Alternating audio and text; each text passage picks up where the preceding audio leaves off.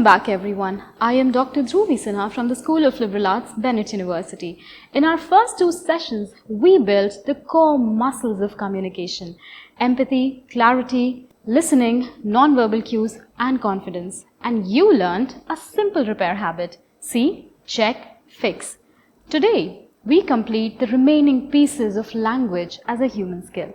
By the end of this session, you will be able to explain in simple language how communication evolved, design messages for different levels of literacy and access, recognize socio-economic language gaps with respect, use a counseling style stance for supportive conversations among peers, and apply a small toolkit of listening and questioning techniques that make your student life smoother. If you keep just one line from today, keep this: speak for the listener you have, not the listener you wish you had. And now, let's start with a quick journey through the story of language. Picture three scenes with me. Scene 1. A fire circle in the deep past. Before writing, people used voice, gesture, gaze, and shared attention to organize life and tell stories. Language begins as sound plus body, and meaning rides on tone and context as much as it does on words. Scene 2. Writing and print. Marks on clay become ink on paper. Then printing presses spread ideas at scale. Writing turns fleeting sound into portable memory. But it also creates a gate called literacy, because now people must learn symbols, vocabulary, and the rules of a written register. Scene 3. The phone in your hand. Text, audio, video, and emoji collapse distance and time. And we are back to mixed modes, but at tap speed. The gift is reach. The cost is uneven bandwidth, noisy environments, and a different level of comfort with standard English. I see this daily at Bennett. Students on the move, notifications buzzing. So we design for tap speed, not perfect prose. And here is the pattern I want you to remember.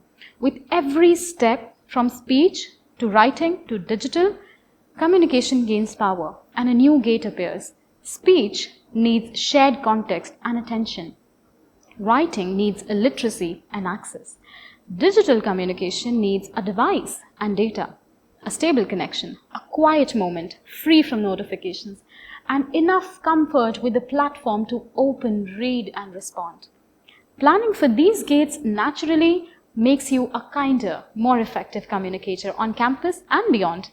Or as Steven Pinker would put it, translate your thoughts, your mentalies, into the listener's code, into a way that the listener understands. Now let's talk about literacy and access in student life. Most people, when they hear the word literacy, they think, can you read? But in practice, literacy has layers. First, decoding, which is turning symbols into words. Second, vocabulary and syntax, which is understanding the words and how they are arranged. Third, comprehension, which is building meaning using background knowledge. Fourth, critical literacy, which is asking who is speaking, what frame they are using, and what is left out. Finally, digital access, which is the device, the data, the screen size, the notifications, and whether you have a quiet place to focus. Let's say two students read the same announcement. They may still take very different meanings away because their background knowledge, confidence, and attention conditions may differ. Differences in understanding are not about intelligence. They are about exposure, they are about opportunity, and on top of that, there's a socio-economic layer that we also get to see on campus. Some students move daily between Hindi, some move daily between English and local languages, and this shapes comfort with certain sounds and structures. Schooling backgrounds also vary, so formal English may feel natural to some, and to some, it may only seem exam appropriate. Resources also vary, from personal laptops to shared phones and shared spaces, shared laptops. Then there is a register, the gap between formal email tone and casual chat tone, which can create anxiety about writing, let's say, to your seniors or to faculty members. Your role as a communicator among peers is not to judge, it's to meet people where they are and make meaning easy to use. Standard English is a useful standard, but it's not a moral yardstick. Our job is to meet people where they are. Last week, a first year student told me, "Ma'am, I have the points, but what do I write in the email?" That hesitation is very common. Most of us have felt it in the moment where we start an email. I have also felt it. That's why we begin with one easy win, a clear, short subject line. A clear email might start with a subject line like, for example, request for lab access on Wednesday. It opens with a greeting such as, "Dear Professor Sharma, I hope you're doing well," and continue with the body saying, "I would like to use the lab for project work on Wednesday. Could you please confirm if it's available?" And close with, "Thank you for your time. Best regards, your name." Using plain words, one idea per sentence, and a clear structure keeps the email concise, polite, and actionable without feeling formal, without feeling intimidating. And the reason behind each part of the email shows how the structure supports understanding and action. Next, let's talk about how we communicate supportively with peers when someone is stressed or stuck. Think of counseling as a way of speaking that is intentional, that is respectful, that is helpful. It starts with consent, checking if it's a good time to talk, setting gentle boundaries if needed, using micro skills to keep the exchange human, allowing a pause after a heavy line, reflecting and paraphrasing before offering your views, naming feelings when it helps, asking one open question to move the story forward, using a scaling prompt to find the next step, and closing with one small next step framed as a choice. Repairing confusion calmly without blame, like we talked about in the last class.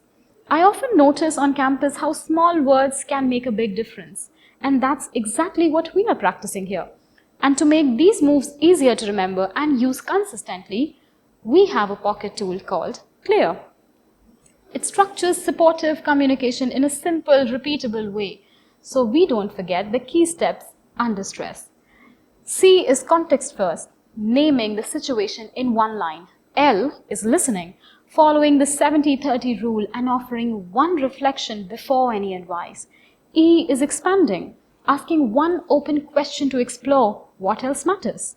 A is anchoring, using one concrete example or a scale to check the current state. R is reset into action, taking one small time-bound step framed as a choice.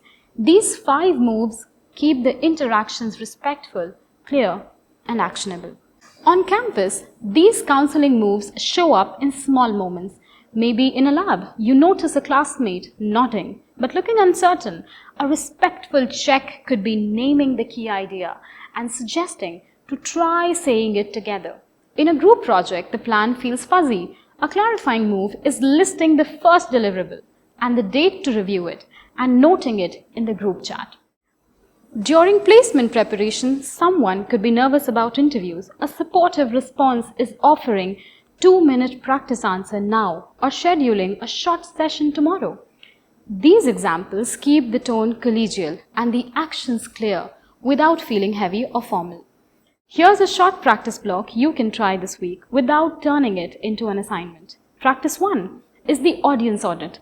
Take any message you plan to send, such as a club notice or study group plan, and ask 4 questions. What background knowledge must I explain? What is the action I hope for in one sentence?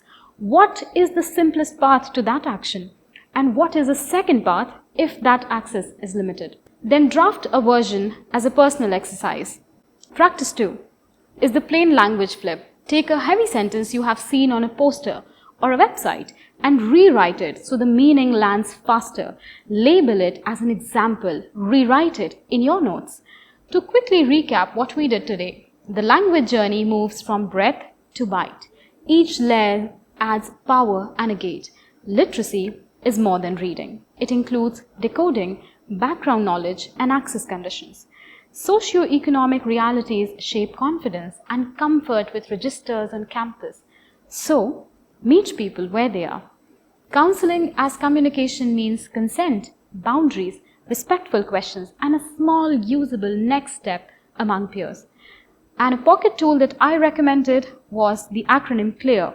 Context, listen, expand, anchor, reset into action. which will help you structure supportive communication in a repeatable and stress-proof way. And the guiding line is simple: design for the listener you have. Thank you for your attention today. I'll see you soon again.